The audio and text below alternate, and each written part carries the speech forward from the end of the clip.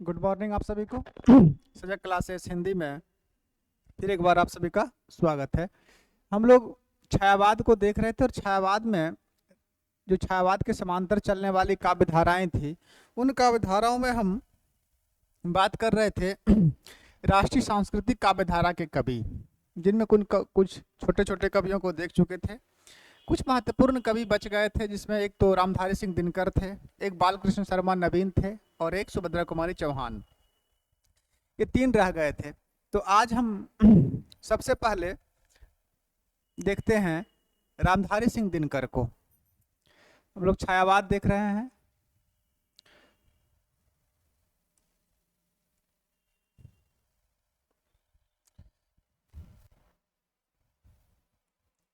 छायावाद और छायावाद के अंतर्गत देख रहे हैं राष्ट्रीय सांस्कृतिक काव्यधारा के कवि। राष्ट्रीय सांस्कृतिक काव्यधारा, राष्ट्रीय सांस्कृतिक काव्यधारा को हम लोग देख रहे हैं। और आज हम लोग सबसे पहले देखेंगे रामधारी सिंह दिनकर को। रामधारी सिंह दिनकर,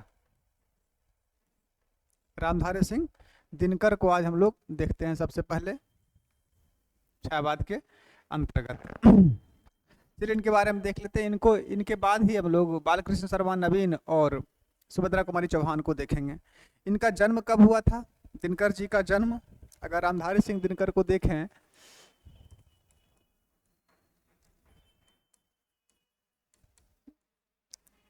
रामधारी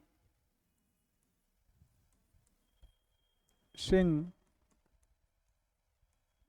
दिनकर, अगर इनको देखें तो इनका जन्म कब हुआ? इनका जन्म हुआ था 1908 ईस्वी में। कहाँ? सिमरिया बेगूसराय में। कहाँ हुआ था? तो सिमरिया ये कहाँ पड़ता है? तो बेगूसराय डिस्ट्रिक्ट में पड़ता है। सिमरिया बेगूसराय बिहार, है ना, बिहार राज्य है। निधन कब हुआ था? इनका निधन हुआ था 1974 ईस्वी में। निधन कब हुआ? 1974 ईस्वी में हुआ था। पिताजी का नाम क्या था? इनके पिताजी का नाम था रवि सिंह।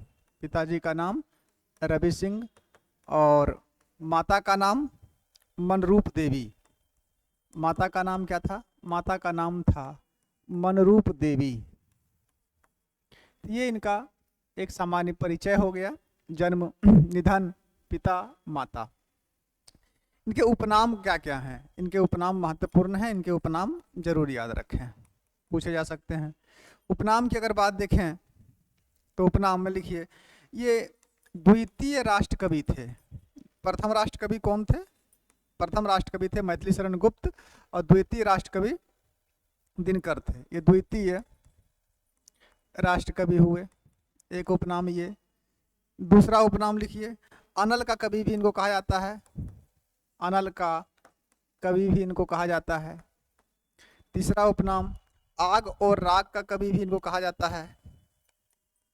आग व राग का कवि, राग का कवि भी इनको कहा जाता है। चौथा उपनाम, समय सूर्य भी इनको कहा जाता है। समय सूर्य, इनको समय सूर्य भी कहा जाता है। चार उपनाम। पांचवा लिख लीजिए, अधैर्य का कवि भी इनको कहा जाता है। अधैर्य का कवि, धैर्य नहीं, अधैर्य, अधैर्य का कवि भी इनको कहा जाता है। और एक उपनाम छठा इनका और लिख लीजिए, महज डिप्टी राष्ट्रकवि इन्होंने स्वयं कहा था। महज डिप्टी राष्ट्रकवि, ये उपनाम इन्होंने स्वयं रखा था। इन्होंने अपने आप को राष्ट्रकवि ना कहकर क्या बोला? मैं महज डिप्टी राष्ट्रकवि हूँ। स्वयं इन्होंने ये नाम रखा था। ये हो गए दिनकर जी के उपनाम। अब बात करते हैं इनकी रचनाओं की। तो इनकी रचनाओं में पहले वो देख लेते हैं जो इनकी मुक्तक है। उनके बाद इनके प्रबंधात्मक रचनाएं जो खंड काव्य और महाकाव्य हैं उनको देख लेते हैं। तो लिखिए रचनाएं। रचनाएं, रचनाओं में पहला लिखिए मुक्तक काव्य। रचनाओं में पहला मुक्तक काव्य इन्होंने कौन कौन सा लिखा, इसको क्रम से लिखिए क्योंकि ये प्रश्न पूछा जा सकता है। नंबर 1 मुक्तक काव्य में पहली रचना इनकी कौन सी थी? बारदोली विजय 1928 में। बारदोली विजय, बारदोली विजय कब की थी?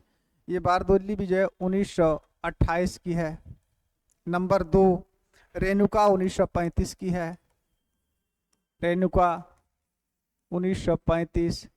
नंबर 3 हुंकार, हुंकार 1939 की थी ना। हुंकार, हुंकार ये कब की है? 1939। नंबर 4 रसबंती, रसबंती कब की है? 1940। नंबर 5 द्वंद्व गीत, द्वंद्व गीत भी 1940 की है। द्वंद्व गीत कब की है? 1940। नंबर 6 क्रम से इनका प्रश्न पूछा सकता है, रचनाओं का आरोही या अवरोही क्रम पूछा जा सकता है, इसलिए इनकी सभी रचनाओं को लिख लीजिए। महत्वपूर्ण कवि हैं, एक प्रश्न तो इनसे रहेंगे ही। नंबर 6 यशोधरा, यशोधरा, यशोधरा कब की है? यशोधरा इनकी भी है 1946 में। नंबर 7 धूप और छाह, नंबर 7 धूप और छाह, धूप और छाह।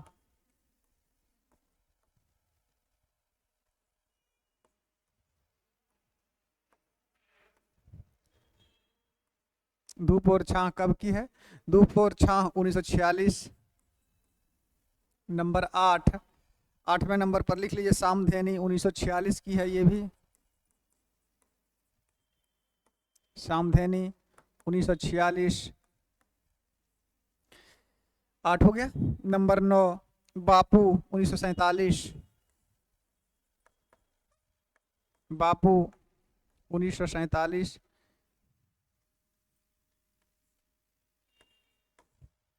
नंबर 10 बापू के बाद इतिहास के आंसू 1951 की है ये। इतिहास के आंसू, इतिहास के आंसू कब की है? 1951 की है। 1951। नंबर 11 धूप और धुआं, धूप और धुआं भी कब की है? धूप और धुआं भी 1951 की है। धूप और धुआं, धूप और धुआं कब की है? 1951 ईस्वी की है। नंबर 12, 12 में लिख लीजिए मिर्च का मजा, ऐसे ये पूछी नहीं जाएगी। मिर्च का मजा, मिर्च का मजा भी कब की है? 1951 की है। ये इतना लिखिए, फिर आगे पेज में चलते हैं। मुक्तक काव्य इनका दिनकर जी का सबसे पहले हम लोग मुक्तक काव्य देख लेते हैं। आज सबसे पहले दिनकर जी को ही देख रहे हैं, दिनकर जी के बाद ही हम लोग देखेंगे सुभद्रा कुमारी चौहान, बालकृष्ण शर्मा नवीन या अन्य जो कवि रह गए हैं राष्ट्रीय सांस्कृतिक काव्य धारा के अंतर्गत, उनको देखेंगे। आज सबसे पहले दिनकर को देखते हैं। तो दिनकर में इनके परिचय के बाद इनके उपनाम हो गए और इनके ये मुक्तक काव्य कितने हो गए? 12। नंबर 13 लिखिए दिल्ली 1954, दिल्ली 1954। नंबर 14 दिल्ली के बाद लिखिए नीम के पत्ते 1954, नीम के पत्ते कब की है? 1954। नंबर 15 में लिखिए सूरज का काव्य, सूरज का काव्य कब की है? 1955। नंबर 15 सूरज का काव्य, सूरज का काव्य कब की है? 1955। नंबर 16 नीम के पत्ते 54, सूरज का काव्य 1955। नंबर 16 में लिखे चक्रवाल, चक्रवात नहीं है चक्रवाल है, रचना इनकी कौन सी है? चक्रवाल, चक्रवाल कब की है? 1956। नंबर 17 नील कुसुम, देखिए नील कुसुम रचना भी इनकी 54 की ही है। अच्छा कोई बात नहीं, लिख लीजिएगा। नील कुसुम, नील कुसुम ये भी 54 की ही है। नंबर 18 में लिखिए कवि श्री 57 की है।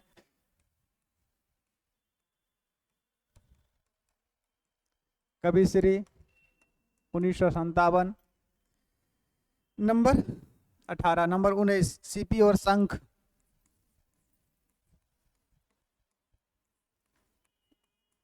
सीपी और शंख, सीपी और शंख 1957। सीपी और शंख कब की है? 1957। नंबर 20, 20वां नंबर में लिख लीजिए नए सुभाषित, नए सुभाषित कब की है? ये भी 1957 की है। 21 में लिखिए कोयल और कवित्त 1959। नंबर 21 कोयल और कवित्त, कोयल और कवित्त कब की है? ये 1959 की है। कोयल और कवित्त हो गई 1959। 21 नंबर।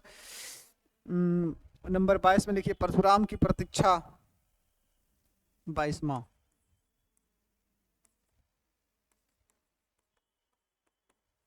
परशुराम की प्रतिज्ञा थी कि प्रतीक्षा थी? प्रतीक्षा थी। परशुराम की प्रतीक्षा कब की है? ये 1963 की है, परशुराम की प्रतीक्षा। उसके बाद एक आत्मा की आंखें 64 में है। नंबर 23 आत्मा की आंखें 1964। नंबर 24 हारे का हरिनाम,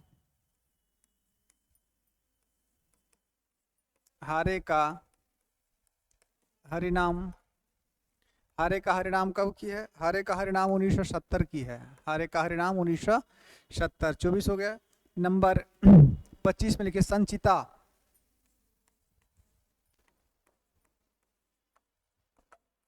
संचिता, संचिता कब की है? संचिता 1973 में होनी चाहिए। संचिता 1973।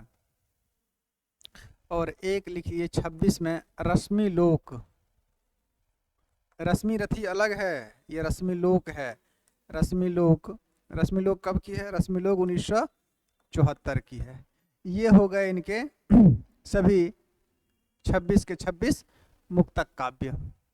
26 क्या होगा? इनके मुक्तक काव्य हो गए। इनके मुक्तक काव्य के बाद इनके खंड काव्य देख लीजिए और इनके महाकाव्य, सबको अलग अलग करके लिख लीजिए। नंबर 1 में मुक्तक काव्य हो गया। नेक्स्ट नंबर 2 में लिखिए में इनके खंड काव्य कौन कौन से हैं? खंड काव्य, तो खंड काव्य इनके अधिक तो है नहीं। खंड काव्य इनके कितने हैं? 2 हैं। एक है प्रणभंग 1929 में और एक है रश्मि रथी 1952 में। खंड काव्य कितने हैं? 2 हैं। एक है प्रणभंग 1929 ईस्वी और एक है रश्मि रथी। आगे इसके वर्ण विषय जब पढ़ाएंगे तो इस सब में लिखा देंगे क्या है। रश्मि रथी में कर्ण के बारे में बातें कही गई है, 7 सर्ग हैं इसमें। रश्मि रथी 1952। ये खंड काव्य हो गए। इनके 2 महाकाव्य भी हैं, वो भी लिख लीजिए। महाकाव्य भी इनके कितने हैं? महाकाव्य भी इनके 2 हैं। कौन कौन? एक तो है कुरुक्षेत्र 1946 में, एक है कुरुक्षेत्र 1946 में है और दूसरा है इनका उर्वशी 1961 में। उर्वशी 1961 में। ये 2 हो गए इनके महाकाव्य। ठीक है, तो इनकी काव्य संबंधी रचनाएं जो थी इतनी ही हैं। अब इनके निबंध संग्रह है, आलोचनात्मक रचनाएं हैं, यात्रा वृत्तांत हैं, डायरी है, संस्मरण है, ये सबको हम लोग आगे देखते हैं। अन्य रचनाएं हैं। तो ये 2 हो गए। नंबर 3 में आइए, लिखिए इनके निबंध संग्रह, निबंध संग्रह इनके महत्वपूर्ण है। नंबर 4 ना, 3 में तो महाकाव्य। नंबर 4 निबंध संग्रह। निबंध संग्रह कौन कौन से हैं, थोड़ा इसको देख लीजिए। अगर निबंध संग्रह की बात करें तो पहला है मिट्टी की ओर 1946 में, मिट्टी की ओर कब की है, ये 1946 में है। नंबर 2 पे लिख लीजिए अर्धनारीश्वर,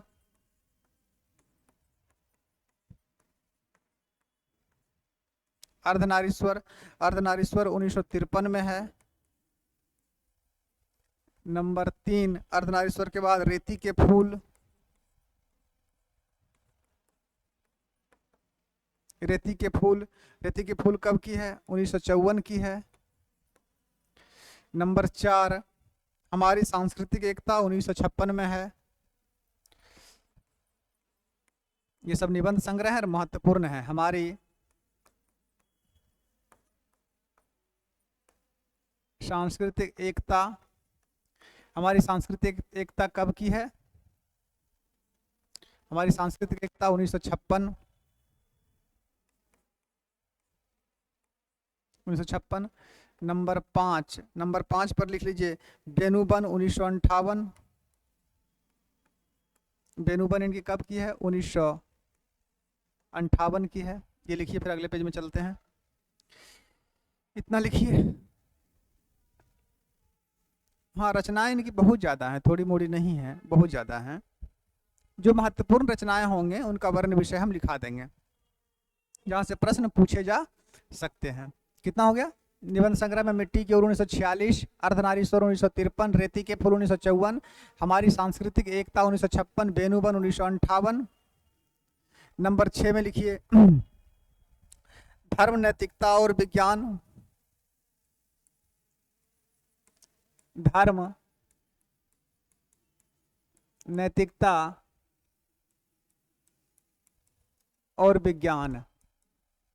तो धर्म, नैतिकता और विज्ञान कब की है, धर्म, नैतिकता और विज्ञान 1959 की होनी चाहिए। हाँ ठीक है, धर्म, नैतिकता और विज्ञान 1959 ईस्वी की है। नंबर 7 में आइए और लिखिए बट पीपल, बट पीपल कब की है, 61 की है। बट पीपल, बट बोलते हैं बरगद को, बट पीपल 1961। नंबर 8 में लिखिए साहित्यमुखी 1968, साहित्यमुखी कब की है, 1968।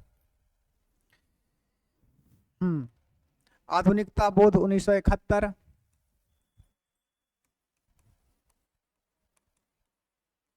आधुनिकता बोध कब की है, 1971। नंबर 10 आधुनिकता बोध के बाद लिखिए चेतना की शिखा, ये थी ना, चेतना की शिखा 1973 में,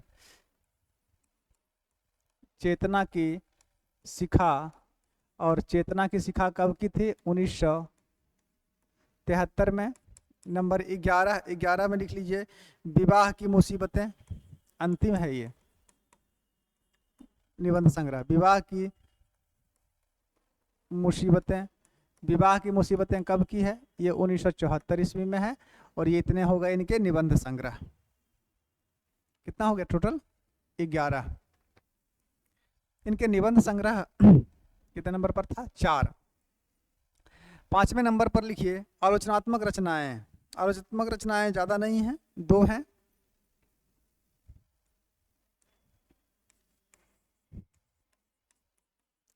आलोचनात्मक रचनाएं ज़्यादा नहीं है, ये मात्र 2 हैं।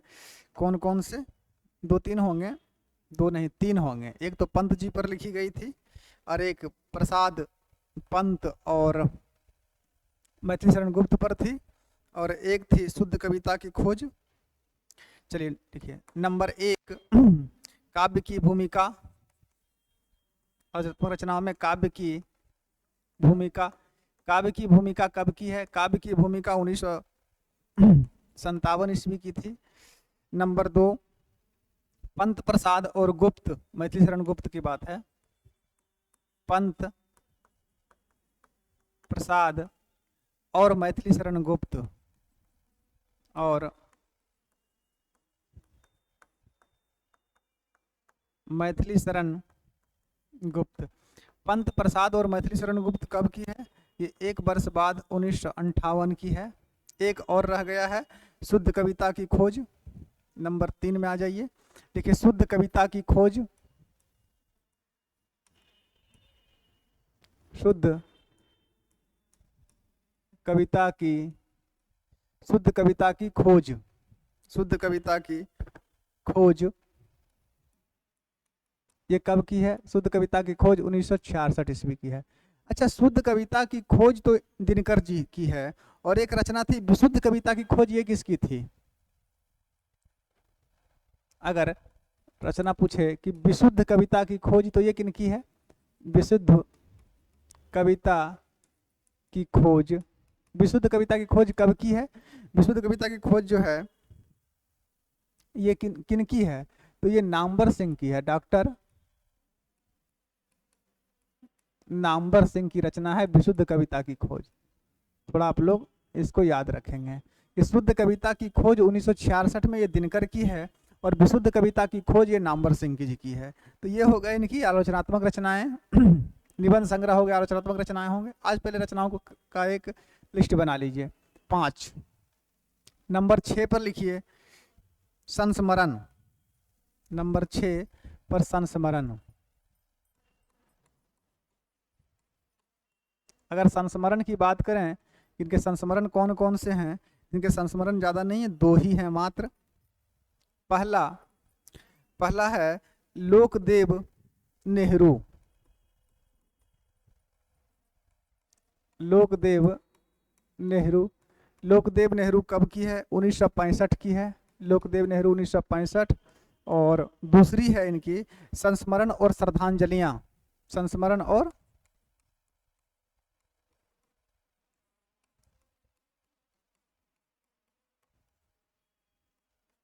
श्रद्धांजलियां, संस्मरण और श्रद्धांजलियां कब की है? 1959 ईस्वी की है। ये 2 इनके संस्मरण हो गए। कितना नंबर हो गया? 6। नंबर 7 में लिखिए यात्रा साहित्य या यात्रा वृतांत। यात्रा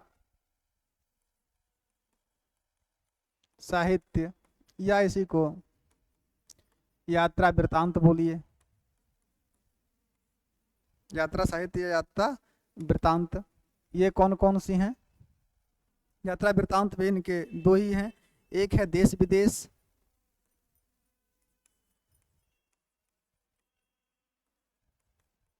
देश विदेश, और देश विदेश कब की है? देश विदेश 1957 की है।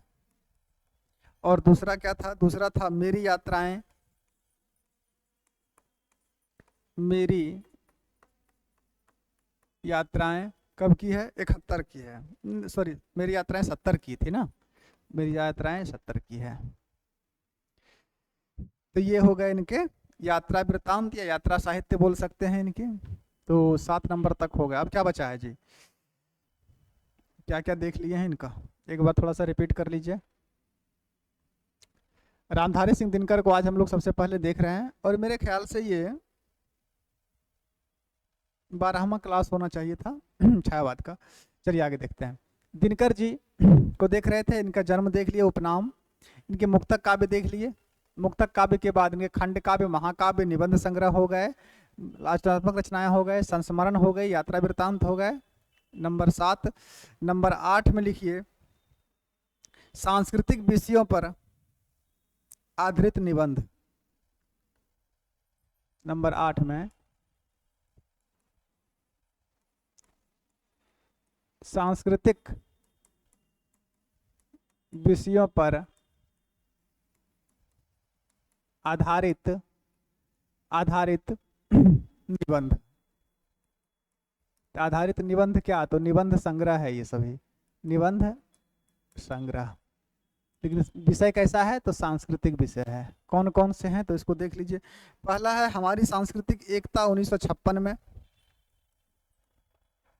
हमारी सांस्कृतिक एकता, हमारी सांस्कृतिक एकता कब की है? हमारी सांस्कृतिक एकता 1956 में है। नंबर 2, राष्ट्र भाषा, क्या था? राष्ट्रभाषा और राष्ट्रीय एकता, ये भी 1956 की है। राष्ट्रभाषा और राष्ट्रीय एकता, राष्ट्रभाषा और राष्ट्रीय एकता कब की है? ये भी 1956 ईस्वी की है। नंबर 3, संस्कृति के 4 अध्याय अति महत्वपूर्ण रचना है ये, है ना।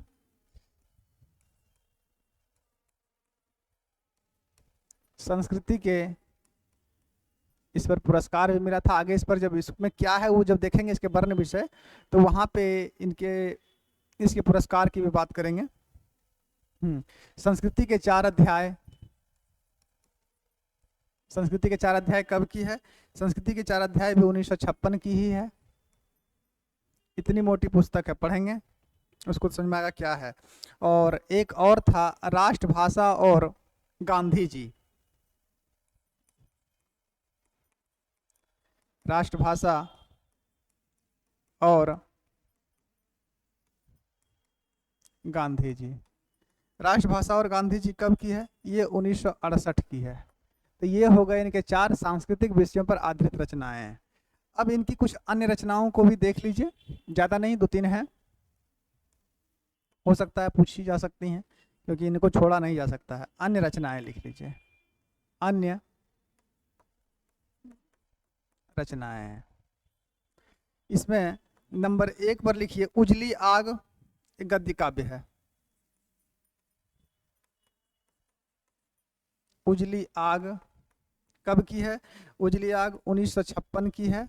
और ये क्या है? ये गद्य काव्य है। ये क्या है? तो ये गद्य काव्य है। नंबर 2, हे राम,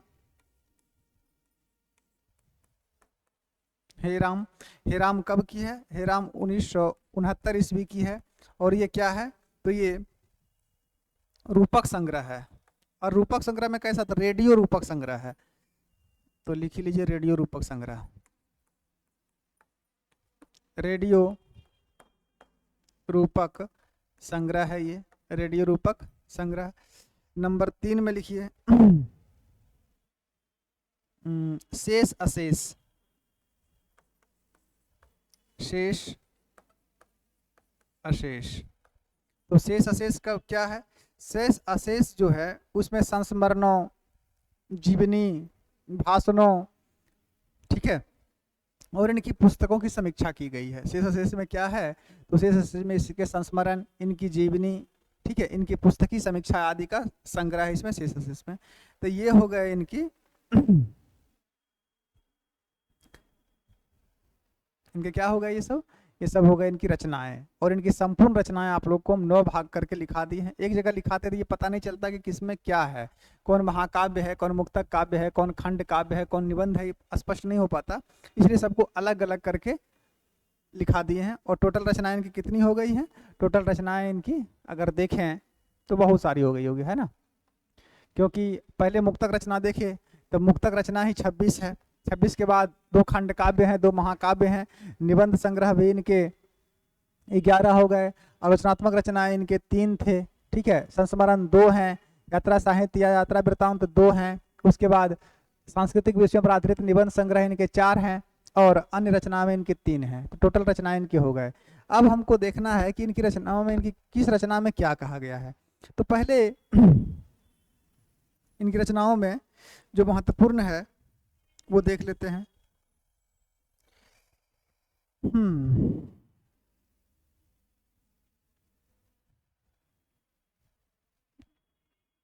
तो इनकी महत्वपूर्ण रचनाओं की बात करें कि कौन कौन सी महत्वपूर्ण रचना है, तो एक बार थोड़ा इसमें देख लीजिए। इसमें रेणुका महत्वपूर्ण रचना है। अगर महत्वपूर्ण रचनाओं की बात करें तो रेणुका महत्वपूर्ण है। रेणुका के बाद हुंकार महत्वपूर्ण है, रसवंती महत्वपूर्ण है, सामधेनी महत्वपूर्ण है, और तो कुछ महत्वपूर्ण नहीं है। और इधर आ जाइए,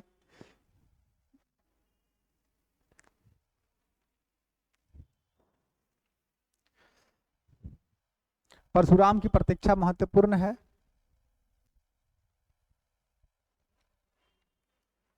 आत्मा की आंखें महत्वपूर्ण है ना। और आ जाइए इधर देखिए, महाकाव्य और खंड काव्य तो महत्वपूर्ण है ही, इसमें कुछ बात नहीं है। दोनों जो हैं, दो महाकाव्य और दो खंड काव्य, दोनों के दोनों अति महत्वपूर्ण है।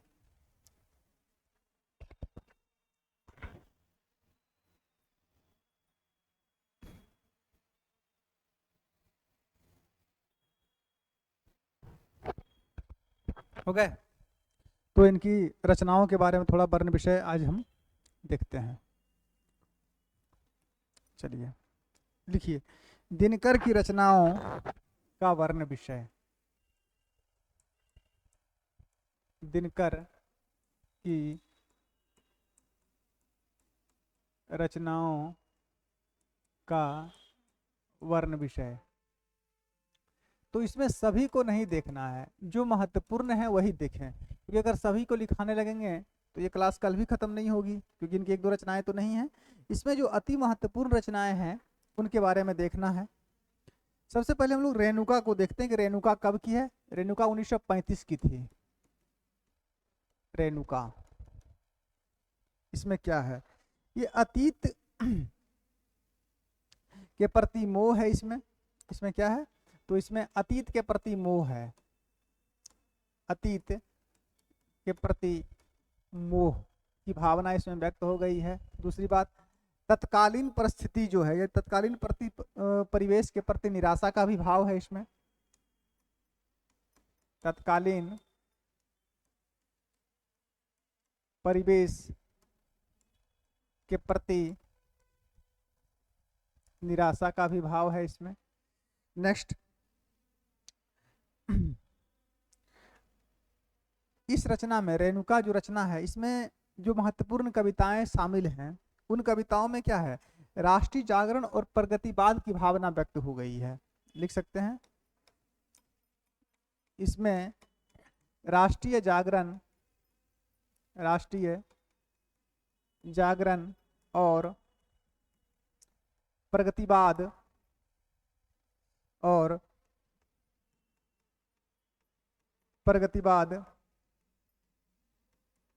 की भावना, इसमें राष्ट्रीय जागरण और प्रगतिवाद की भावना व्यक्त हुई है। ठीक है। नेक्स्ट, दूसरी रचना कौन सी थी, देखिए इसमें लिख सकते हैं, लिख लीजिए, महत्वपूर्ण है ये।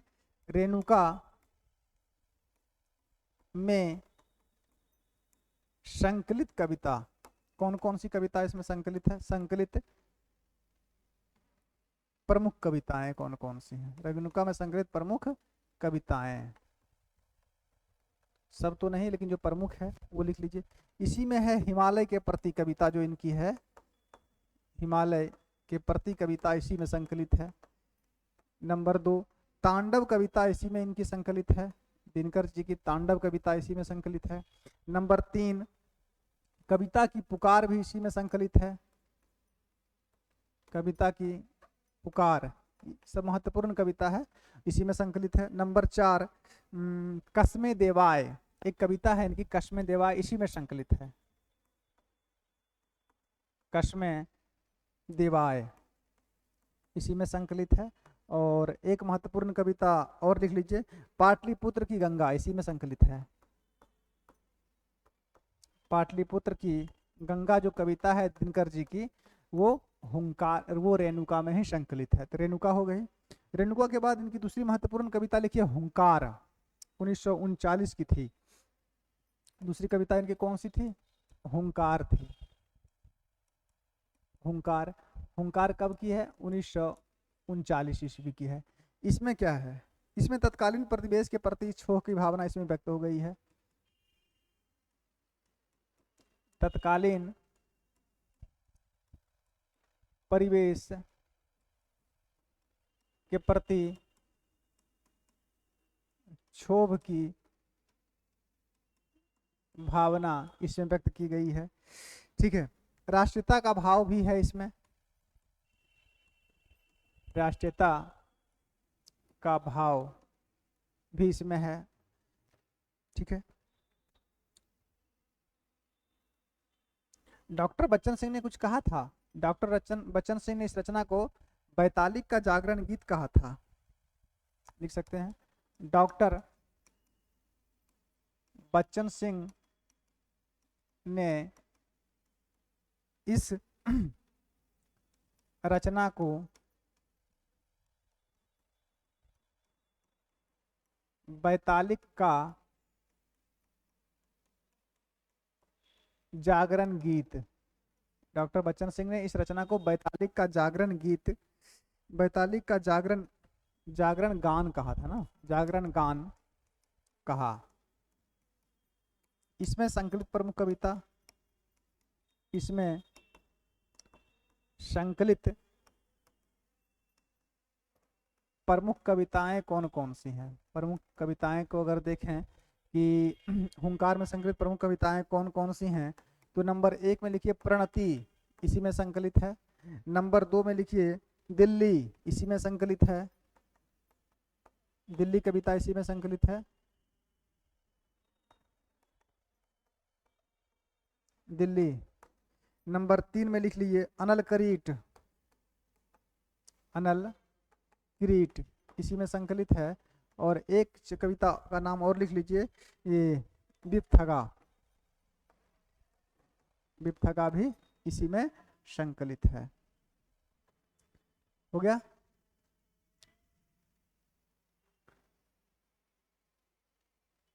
देखो, परिणति शब्द जो है, परिणति शब्द का मतलब होता है झुकना, और किरीट बोलते हैं, अनल मतलब आग और किरीट मतलब होता है मुकुट। ठीक है, परिणति शब्द का मतलब क्या हुआ? झुकना, किसी को झुक कर नमस्कार करना। तो परिणति, ऐसी से एक शब्द बना है प्रणिपात। परिणति शब्द से क्या बना है? प्रणिपात, अर्थात इस तरह झुक के किसी को सर झुका के प्रणाम करना प्रणिपात कहलाता है। और अनल मतलब आग और किरीट मतलब मुकुट। ठीक है, तो ये 2 रचनाएं हो गई है।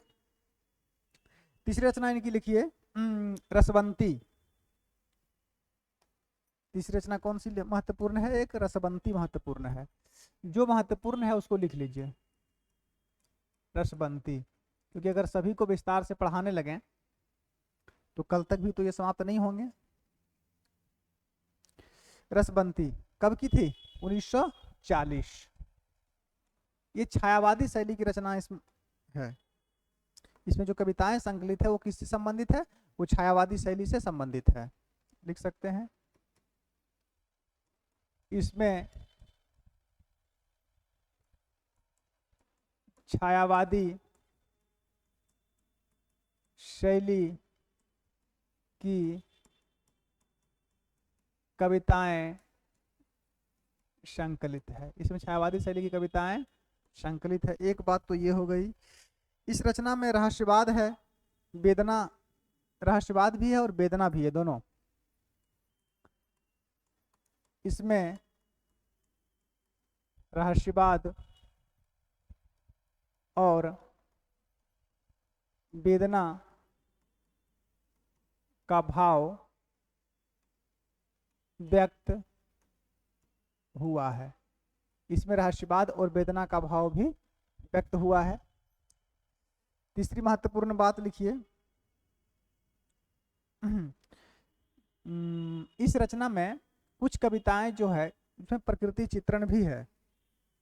लिख सकते हैं, इसमें प्रकृति चित्रण, इसमें प्रकृति चित्रण से संबंधित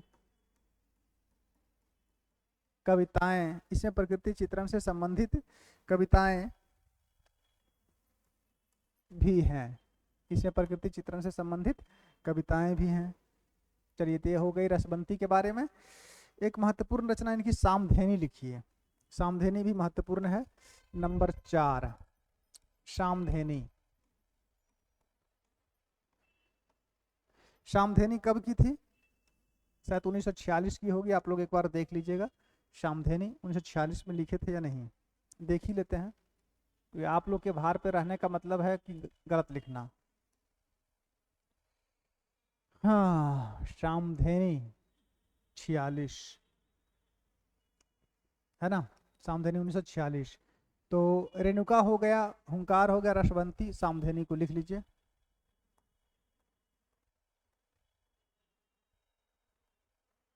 सामधेनी, इसमें क्या है,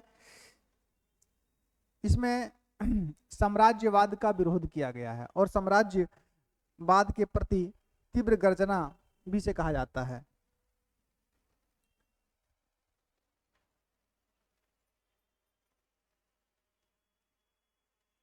लिख सकते हैं, इसमें साम्राज्यवाद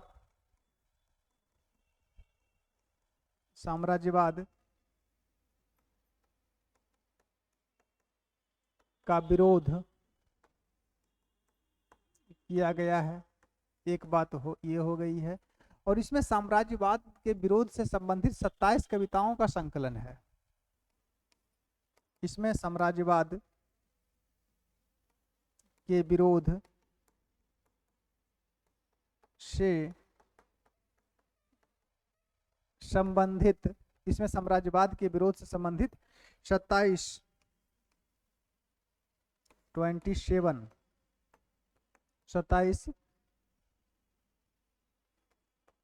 कविताओं का संकलन है। इनके बारे में कथन भी लिखाएंगे, विद्वानों का कथन। तो ये इसके बारे में, सामधेनी के बारे में पर्याप्त हुई है। अब सामधेनी के बाद जो महत्वपूर्ण है वो है कुरुक्षेत्र, उर्वशी, रश्मिरथी, परशुराम की प्रतीक्षा। तो कुरुक्षेत्र को थोड़ा अच्छे से पढ़ाना है इन सभी रचनाओं को। इसमें तो खैर मूल बातें जाने, लेकिन कुरुक्षेत्र महाकाव्य है और उर्वशी तो उसके खंड, उसमें के बारे में जो महत्वपूर्ण तथ्य हैं, विद्वानों का जो मत है, वो भी बातें उसमें बतानी है, क्योंकि बिना बताए काम नहीं चलेगा। और अगर आज 2 घंटे का भी क्लास लेंगे फिर भी ये इनके बारे में पूरा नहीं हो पाएगा, और कल कुछ बचेगा भी नहीं। कल इनकी रचनाओं के बारे में जो वर्ण विषय देख रहे हैं उनको देखने के बाद सुभद्रा कुमारी चौहान को देख लेंगे और बालकृष्ण शर्मा नवीन को देख लेंगे। तो दिनकर जी के बारे में आज इतना ही रहने दीजिए। कल हम लोग कुरुक्षेत्र से देखेंगे। आज सामधेनी 4 रचना देखे हैं, कल कुरुक्षेत्र देखना है, रश्मिरथी देखना है, उर्वशी देखना है, संस्कृति के 4 अध्याय के बारे में भी थोड़ा सा देखना है कि उसमें क्या है। ठीक है, परशुराम की प्रतीक्षा देखनी है, और आत्मा की आंखें महत्वपूर्ण है, वो भी देखना है। ऐसे आत्मा की आंखें इनकी मौलिक रचना नहीं है, फिर भी उसके बारे में देखना है। तो आज के इस क्लास में इतना ही। अगले क्लास में हम लोग बात करते हैं। जिन बच्चे को अगर एडमिशन लेना है तो वो डिस्क्रिप्शन में जो नंबर दिया गया है या डिस्क्रिप्शन में जो लिंक है वीडियो के डिस्क्रिप्शन में, उसमें जाके एडमिशन ले सकते हैं। चाहे वो नेट JRF हो, TGT PGT हो, या किसी भी हिंदी साहित्य या हिंदी व्याकरण से संबंधित अगर कोई भी क्लास हो तो उसमें ले सकते हैं। और मूलतः ये क्लास तो नेट JRF और TGT PGT के लिए ही है, क्योंकि इतना विस्तार से पढ़ाने का और कोई उद्देश्य है नहीं मेरा। तो आज के लिए इतना ही, धन्यवाद। क्योंकि मेरी अभी भी ऑफलाइन क्लास है 12 बजे से ही, तो लगभग समय हो गया होगा। हाँ, मुझे वहाँ पहुँचना भी है। तो आज के लिए इतना ही, धन्यवाद। अगले क्लास में मिलते हैं, और जो अगर कोई समस्या है तो अगले क्लास में हम बताते हैं।